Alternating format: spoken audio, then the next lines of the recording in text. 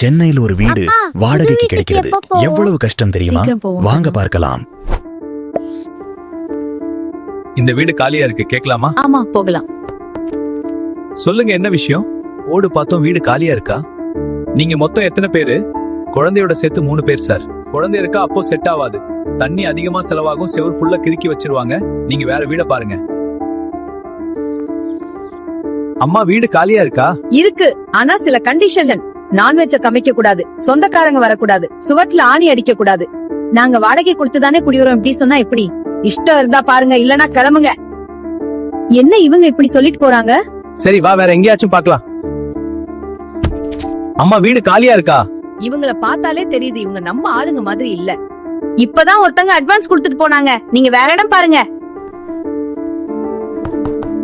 வீடு காலியா இருக்கா சார்? ஆமா, காலியா இருக்கு. வாடகை 15,000, அட்வான்ஸ் 1.5 லட்சம், மெயின்டெனன்ஸ் 3,000. ஐடி பீப்புளுக்கு மட்டும்தான். மகனே, என் வீட்டுல ஒரு வீடு காலியா இருக்கு.